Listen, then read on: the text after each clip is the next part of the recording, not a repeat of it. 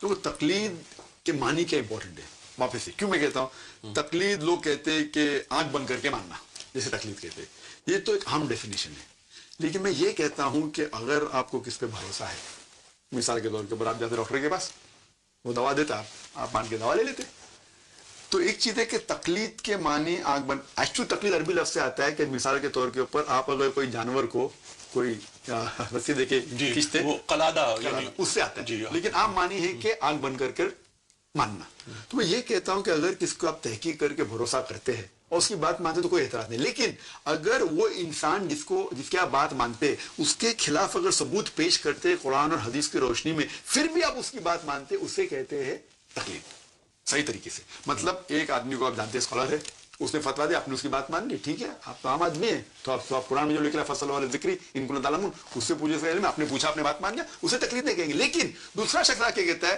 کہ جو عالم کے پاس آپ گئے اس کا فتوا قرآن اور حدیث کے خلاف ہے پھر بھی آپ بول نہیں وہ بڑا عالم ہے میں اس کی بات مانوں گا حوالہ ملنے کے بعد ثبوت ملنے کے بعد قرآن اور حدیث کی روشنی میں پھر بھی آپ اس عالم کی بات مانیں اسے کہتے ہیں تقلید ٹھیک صحیح معنی میں ٹھیک ہے یہ کرنا میرے حساب سے غلط ہے اچھا دیکھیے تقلید اصل میں ایک تو ہے کچھ لوگوں کے لیے تو وہ مجبوری ہے اگر انہوں نے عربی نہیں سیکھی قرآن نہیں پڑھا حدیث نہیں پڑھی فقہ نہیں پڑھی تو ظاہر بات ہے انہیں کسی سے پوچھنا ہوگا کیا بات ہے کیا مسئلہ ہے اس کی پیروی کرنی ہوگی یہ تقلید ہو گئی البتہ یہ جو تقلید کا ہمارے ہاں تصور ہے کہ ایک فقہ کو پکڑ کر لازماً رہنا ہے اس سے ادھر ادھر نہیں ہونا ہے حالانکہ ہم کہتے یہ ہیں کہ چاروں فقہ حق ہیں حنفی مالکی شافعی حنبلی چاروں حق ہیں تو اس میں میرا اختلاف ہے میں سمجھتا ہوں کہ کوئی شخص جو ہے صاحب علم ہو یہ نہیں کہ عام آدمی وہ اگر بعض معاملات کے اندر کسی دوسری فقہ سے استفادہ کر لے تو کوئی غلط بات نہیں اس لیے کہ ظاہر بات ہے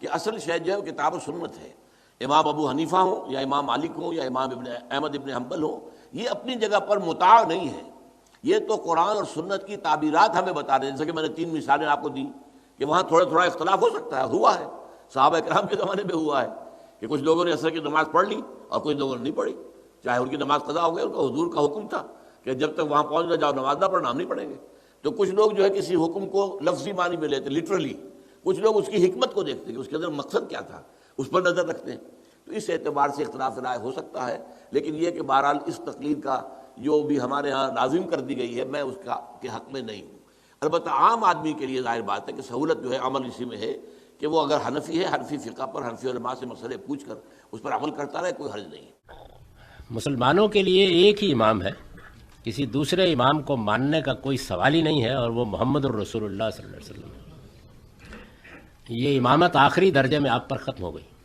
آپ کے بعد اب نہ آسمان سے کوئی وحی آنی ہے نہ کسی کی یہ حیثیت ہے کہ اس سے اختلاف نہ کیا جا سکے محمد الرسول اللہ صلی اللہ علیہ وسلم کو اپنا آخری امام ماننے ہی کا نام اسلام لانا ہے تو یہ ہم نے مان لیا اس کے بعد جس طرح خدا کا کوئی شریک نہیں ہو سکتا حضور کی امامت میں بھی کوئی شریک نہیں ہو سکتا باقی جتنے بھی علماء ہیں یا ائمہ ہیں یہ سب کے سب ہم سب کے لیے قابل احترام ہے ہم ان کی کوئی رائے ہوگی اس کو سنیں گے اس پر غور کریں گے اور جو بات زیادہ معقول نظر آئے گی اس کو قبول کر لیں گے ان میں سے کسی کی نہ ہمیں تقلید کا پابند کیا گیا ہے نہ کسی کو یہ درجہ دیا گیا ہے کہ ہم اس سے اختلاف کی جسارت نہ کریں ان سب کو ہمارا امام ہو کے رہنا ہے یعنی سب کے سب علماء خواہ وہ امام شافعی ہیں یا امام احمد بن حنبل ہیں یا امام غزالی ہیں یا شاہ ولی اللہ ہیں کوئی بڑے سے بڑا ماضی کا عالم ہو آج کا عالم ہو وہ سب کے سب اصل میں اپنی تحقیق پیش کر رہے ہیں اور انسانی تحقیق میں غلطی بھی ہوتی ہے تو ہر عالم کو دوسرے لوگوں کو یہ کہنا چاہیے جن سے وہ مخاطب ہوتا ہے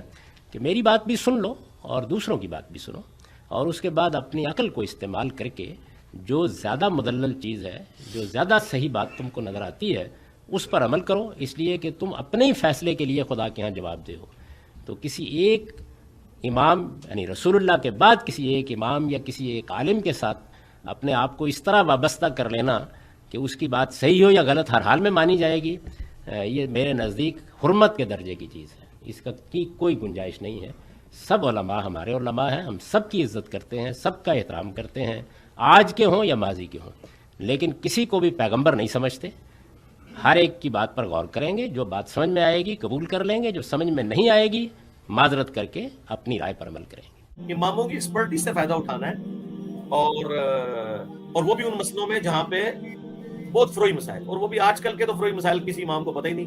کینگرو کا مسئلہ، ویڈیو کیمرے کا مسئلہ، پوسٹ مارٹم کا مسئلہ، بلڈ لگانے کا مسئلہ، یہ سارے جدید دور کے مسائل ہیں. اسلام کی خوبصورتی اجتہاد یہ قیامت تک جاری رہے گا. باقی تقلید کوئی نہیں ہے. اس پہ میری ایک ویڈیو ریسنٹلی اپلوڈ ہوئی ہے، تقلید کے نام پر ڈرامہ بازی، وہ آپ دیکھ لیں تو آپ کو پتہ چل جائے گا. یہ ساری کی ساری ڈرامہ بازی چل رہی ہے، اور اس ڈرامہ بازی کا اماموں سے کوئی لینا دینا نہیں، جس طرح کہ عیسائیت کے شرک کا عیسیٰ ابن مریم سے کوئی لینا دینا نہیں ہے. وہ وجیہن فی الدنیا والآخرہ. تو یہ ایسی کوئی امام باقی رہ گیا. یہ ان کا کہنا کہ فرقہ واریت گناہ ہے، تو میرے بھائی یہ فرقہ واریت اماموں کے نام پہ تو لوگوں نے پھیلائی ہے. اماموں کا قصور نہیں تھا. 4 مسلح انہوں نے 400 سال تک گھر میں مکہ میں 1517 عیسوی سے لے کے 1917 عیسوی تک بچھا کے رکھے ہیں. اس سے بڑی کیا فرقہ واریت ہے؟ اگر چاروں اماموں کو حق پہ مانتے ہوتے تو ایک دوسرے کے پیچھے نمازیں تو پڑھتے. تو یہ امت کا شرازہ ان اماموں کے ناموں کے اوپر بگاڑا گیا. اس کو تو چھوڑ دیں یار، اماموں سے ہی چڑھتے ہیں. ان کو بتائیں کہ آپ کے امام جو ہے نا جی، سارے امام جمع ہو جائے نا تو ہم تو سیدنا علی کی جوتیوں کے برابر بھی نہیں ان کو سمجھتے. کیونکہ آپ نے خود ہی بتایا کہ صحابی کے قدموں سے جو خاک اڑتی ہے نا، اس کے گھوڑے کے قدموں سے جو خاک اڑتی ہے اور وہ بھی اس کے ناک میں بیٹھتی ہے، اس کو کوئی بزرگ نہیں پہنچ سکتا. تو میں نے تو اس سے بہت بڑی بات کی ہے، صحابی کے گھوڑے کی نہیں، میں مولا علی کی جوتیوں کی بات کر رہا ہوں. مولا علی کی جوتیوں کے برابر نہیں کوئی ہو سکتا. تو مولا علی کے نام کے اوپر فرقے بن گئے. رافضی اور ناصبی، فضائل صحابہ میں نمبر کی کتاب میں موجود ہے صحیح سند کے ساتھ کہ میری وجہ سے 2 فرقے گمراہ ہوں گے اور 2 جہنم میں جائیں گے، ایک میری محبت میں غلوب کر کے، ایک میری دشمنی میں غلوب کر کے، یعنی ناصبی اور رافضی. تو اگر حضرت علی کے نام کے اوپر لوگوں نے فرقے بنائے اور ہم اسے کنڈیم کرتے ہیں تو اس کا قطعاً یہ مقصد نہیں ہے کہ ہم یہ کہ ہم حضرت علی کی توہین کر رہے ہیں. ہم تو حضرت علی کی فیور میں کھڑے ہیں کہ ان کے نام پہ فرقے مت بناؤ. تو اماموں کی بھی ہم فیور میں کھڑے ہیں. مسئلہ نمبر 197 اماموں کی گستاخی کا فتویٰ 2 گھنٹے کا ہے، طبیعت صاف کرنے والی ویڈیو ہے. جب بھی کوئی تقلید پہ بات کرے 197 مسئلہ تقلید، اماموں کی گستاخی، جو بھی جملے لکھے رومن میں، تو میری ویڈیو سکول جائیں گے انشاءاللہ. ہم چاروں کو مانتے ہیں. آپ ایک بات کچھ کرتے ہیں، دوسری بات اس سے الٹ کرتے ہیں. آپ کہتے ہیں کہ چاروں اماموں کو ماننا چاہیے.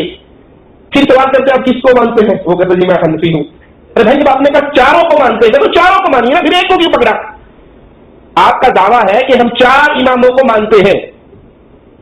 جب بات تھوڑی سی آگے چلتی کہتے ہیں اوپر سے 4 کو مانتے ہیں، بیچ میں سے ایک کو ہی مانتے ہیں. 3 کے تو آپ بھی مخالف ہوں گے. ہم 4 کو مانتے ہیں، ہم کسی ایک کو نہیں، ہم 4 کو مانتے ہیں. ابو حنیفہ ہمارے امام رحمہ اللہ، احمد بن حنبل رحمہ اللہ ہمارے امام، امام شافعی رحمہ اللہ ہمارے امام، امام مالک رحمہ اللہ ہمارے امام. 4 ہمارے. اس سے آگے چلوں، 4 ہمارے، 11 بھی ہمارے. ہم ان کو بھی مانتے ہیں، ان 4 کو بھی مانتے ہیں اور ان 11 کو بھی مانتے ہیں، لیکن محمد کے بعد مانتے ہیں صلی اللہ علیہ وسلم. ہمیں کوئی یہ کہنا نہ دے ہم امام کو نہیں مانتے. جتنا ہم اماموں کو مانتے ہیں آپ نہیں مانتے، کیونکہ آپ ایک کی بات کو لے کر بیٹھ جاتے ہیں اور 3 کو چھوڑتے ہیں، اور ہم 4 کی بات کو لیتے ہیں. 4 کی بات کو 4 نے تعلیم یہ دی ہے کہ جب رسول صلی اللہ علیہ وسلم کی صحیح حدیث مل جائے سینے سے لگا لینا. یہ 4 کی تعلیم ہے یا نہیں؟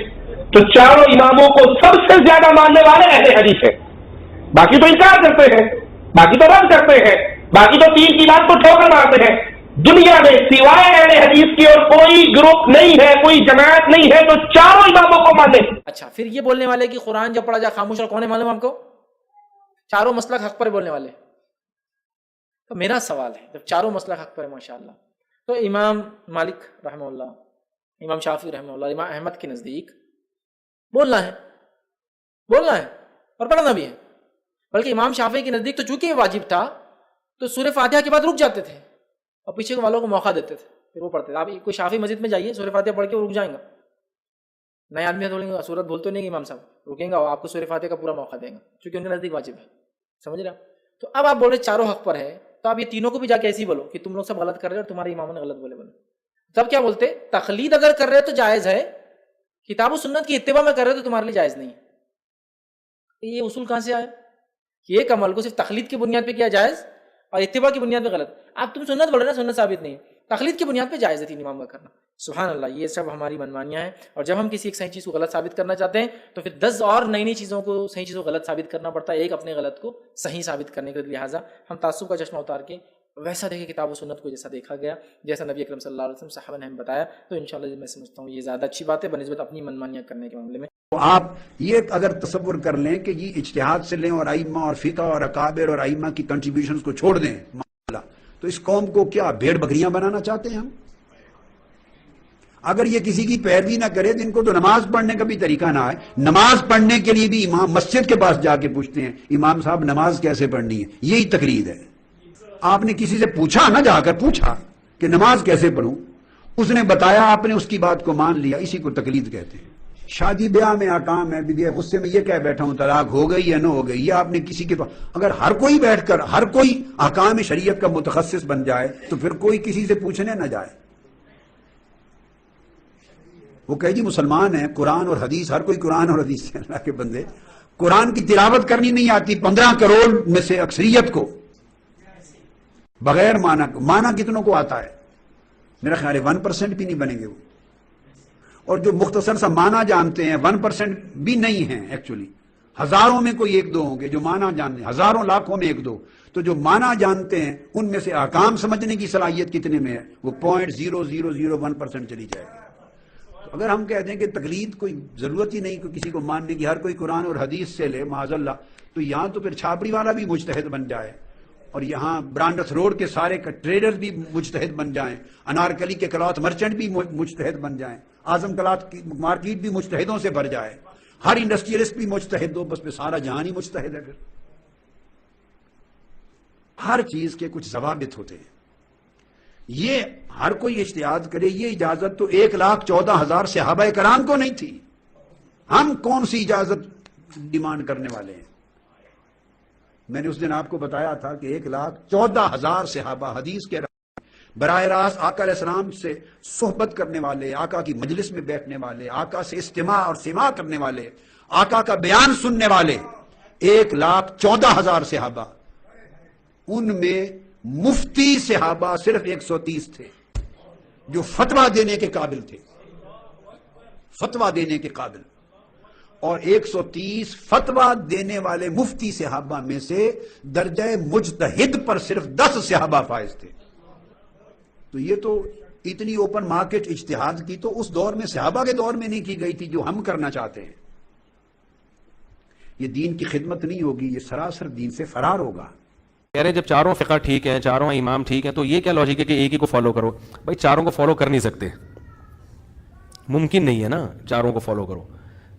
اس میں خواہشات کا دروازہ بھی کھل جائے گا. امام شافعی کے ہاں خون نکلنے سے وضو نہیں ٹوٹتا، امام ابو حنیفہ کے ہاں ٹوٹ جاتا ہے. اب آپ نے کیا کیا؟ آپ کا خون نکلا، آپ کہہ رہے ہو میں اس مسئلے میں امام شافعی کو فالو کر رہا ہوں. تھوڑی دیر میں آپ نے کسی بچی کو پیار کیا تو امام شافعی کہتے ہیں عورت کو ہاتھ لگانے سے وضو ٹوٹتا ہے، آپ کہتے ہیں اس مسئلے میں کس کو فالو کر رہا ہوں؟ امام ابو حنیفہ کو فالو کر رہا ہوں. تو یہ دین کے نام پہ کیا خواہشات. دیکھو امام شافعی رحمہ اللہ تعالیٰ کے ہاں فاسق آدمی نکاح میں گواہ نہیں بن سکتا. جب آپ کی شادی ہوتی ہے نا تو کہتے ہیں جو 2 گواہ ہونے چاہیے وہ فاسق نہ ہو، نیک ہوں. سمجھا پا رہا ہوں اپنی بات؟ وہ کیا ہونے چاہیے؟ نیک ہوں. امام حنیفہ کہتے ہیں نیک ہونا ضروری، مسلمان ہونا کافی ہے. ٹھیک ہے. اب 2 گواہ تھے، وہ نیک نہیں تھے، آپ نے نکاح کیا، امام حنیفہ کے ہاں آپ کا نکاح ہو گیا. بعد میں آپ نے 3 طلاقیں دے دیں. اب 3 طلاقیں دینے کے بعد آپ دوبارہ نکاح کرنا چاہ رہے ہیں تو چاروں ائمہ کے نزدیک اب اس عورت سے دوبارہ نکاح نہیں ہو سکتا. آپ کہہ رہے ہیں چونکہ امام شافعی کے مذہب کے مطابق تو میرا نکاح ہی نہیں ہوا تھا، جب نکاح ہی نہیں ہوا تو یہ طلاق بھی نہیں ہوئی، لہذا میں ان کے مذہب کے مطابق اب 2 عادل گواہوں کی روشنی میں دوبارہ نکاح کر رہا ہوں. تو پریکٹیکلی ایک چیز ممکن نہیں ہے، کہنا آسان ہے لیکن پریکٹیکلی ایسا ہوتا نہیں. تو جہاں بات بنی ادھر لڑک گئے. تو اس لیے ائمہ نے دین کو تماشا اور کھیل بنانے سے منع کیا کہ بھائی جب چاروں برحق ہیں تو یہ حنفی شافعی تو فروعی اختلافی مسائل میں انسان ایک کو فالو کرتا ہے. جو اجماعی مسائل ہے اس میں تو 5 نمازیں مسئلے تھوڑی پڑھتے ہیں کہ امام حنیفہ نے کہا ہے. امام حنیفہ کہے نہ کہیں وہ تو پڑھنی پڑیں گی آپ کو. وہ اگر کہتے 4 ہیں تو امام حنیفہ نہ رہتے، وہ مجتہد ہی نہ رہتے. تو یہ وجہ ہے کہ ایک کو فالو کرنا چاہیے. سبحان اللہ. میرا بھائی گزارش یہ ہے، یہ لوگوں نے دماغ میں خلل ڈالا ہوا ہے کہ تقلید کرنا کیسا ہے اور تقلید کرنا کیسا ہے. تقلید کے بغیر تو گزارا ہی کوئی نہیں. اب دیکھیں نا، امام جب نماز پڑھائے گا، امام رکوع میں جائے تم جاؤ گے؟ تقلید تو کر رہے ہو کہ وہ رکوع میں گیا تم بھی رکوع میں، وہ سجود میں گیا تم بھی سجود میں، اللہ اکبر کا تم نے بھی اللہ اکبر کا، وہ تحیات میں بیٹھ گیا تم بھی تحیات. یہ تقلید اور کیا ہوتی ہے؟ اور ہمیشہ ایک میری بات ہمیشہ یاد رکھنا میرے پڑھے لکھے ساتھی جو ہیں طالب العلم، کہ پوری دنیا میں 1200 سال 1400 سال میں صحابہ کے دور سے لے کر آج تک یا مجتہد ہوتا ہے یا مقلد ہوتا ہے، یا تو آدمی خود مجتہد ہے इत्तिहाद करता है। अगर वो मुजतहिद नहीं है, दीन में मसाइल में इत्तिहाद नहीं कर, फिर वो लाज़िम किसी की तकलीद करेगा। अब सहाबा के दौर में भी यही था कि हज़रत इब्न अब्बास रज़ियल्लाहु तआला अन्हु जो थे वो मक्का और अहले ताइफ के मुफ्ती थे, अब्दुल्लाह बिन मसूद जो थे वो कूफा के मुफ्ती थे, हज़रत ज़ैद बिन साबित जो थे वो मदीना पाक के मुफ्ती थे। उन 7 सहाबा हैं जिनका फतवा था, वो 7 सहाबा फतवा देते थे, बाकी सब अमल करते थे। इसी का नाम तो तकलीद है। तकलीद का क्या माना कि किसी की बात पर एतबार करके माने और उससे दलील का मुतालबा न करे। कहे जी दलील दो, तो फिर तकलीद तो न हुई ना। अब जितनी किताबें आप देख रहे हैं, मुसन्नफ अब्दुल रज़ाक है, मुसन्नफ इब्न शैबा है और किताबें हैं, सब फतावा हैं सहाबा के। सहाबा से लोग फतावा लेते थे, दलील किसी ने नहीं पूछी। और ये बात भी याद रखें जी, एक मजहब की तो लाजमी एक की होगी। अब मदीने वाले इब्न अब्बास का कौल नहीं मानते थे, वो कहते कि हम तो हज़रत ज़ैद के कौल को मानेंगे, हमारे मुफ्ती वही है। और उसूल भी यही है कि लाजमी आदमी किसी एक की बात मानेगा, 2 की तो नहीं मान सकता ना। 2 कश्तियों पे चढ़ेगा तो गर्क हो जाएगा। अब वो एक कौन सा हो, चूंकि सहाबा के ज़माने के बाद ताबीन के दौर से ही यानी तदवीन जो की गई फ़िक़्ह की, वो सिर्फ ये 4 मज़हब हैं जिनकी मुदव्वन है फ़िक़्ह, यानी मुरत्तब है, मौजूद है, हनफी, शाफी, मालकी, हम्बली, और कोई फ़िक़्ह मुरत्तब नहीं। फिर जिन जिन मुल्कों में जो फ़िक़्ह पहुंची उसी की तक़लीद करनी होगी, तो इंशाअल्लाह कोई झगड़ा नहीं होगा। तक़लीद शख्सी का मतलब ये है कि उलमाए इस्लाम इस पर मुत्तफ़िक़ हुए कि चारों इमाम अपने अपने मकाम पर हक़ हैं, लेकिन अगर आप तक़लीद करना चाहें, मसाइल पर अमल करना चाहें, तो उसके लिए फ़कत किसी एक इमाम का इंतखाब करना होगा। ये नहीं कि आपको एक मसला दरपेश हुआ, आपने इमाम आज़म का मसला ले लिया, फिर दूसरा मसला दरपेश हुआ तो इमाम शाफ़िई के मसले पर अमल कर लिया। वजह इसकी यह है कि जो शरई अहकाम अल्लाह तबारक व तआला की तरफ से बंदों पर मुकर्रर किए गए हैं, इनकी असल इल्लत, इसका सबब हमें आजमाइश में मुब्तला करना है, इम्तिहान में मुब्तला करना है। और जब भी इंसान आजमाइश और इम्तिहान में मुब्तला होगा तो उसमें नफ्स के लिए कोई सुकून या आराम या पसंदीदगी का कोई पहलू नहीं होगा, बल्कि नफ्स आजमाइश में मुब्तला होता है, एक इम्तिहान से गुजरता है, एक तकलीफदा मरहले से गुजरता है, तब कहीं जाकर फिर उसको बका हासिल होती है और अल्लाह ताला इनाम अता फरमाएगा। अब अगर अपने अपने मकसद के लिए किसी भी इमाम के मसले को अखज़ कर लिया जाए तो फिर यह हकीकतन नफ्स के खिलाफ काम नहीं होगा, बल्कि नफसानी ख्वाहिशात पर अमल होगा। यानी मुझे अगर आसानी महसूस हुई इमाम आज़म के मसले में, यहाँ से ले लिया, यहाँ दूसरा मसला दरपेश हुआ, इधर सख्ती महसूस हुई, इधर नरमी, यहाँ से ले लिया, फिर 2 और कोई मसला दरपेश हुआ, इन 2 में सख्ती नजर आई, तीसरे की आसानी है, वहाँ से ले लिया। तो ये तो असल में फिर नफसानी ख्वाहिशात पर अमल होगा। और इस तरीके से जो शरई अहकाम में अल्लाह तबारक व तआला का एक मकसद और मशीयत पोशीदा है, एक हिकमत पोशीदा है कि लोगों को इम्तिहान में मुब्तला करना, फिर इम्तिहान रहेगा कहाँ। इसलिए उलमा इस पर मुत्तफ़िक़ हुए कि किसी एक इमाम की तक़लीद करना ज़रूरी।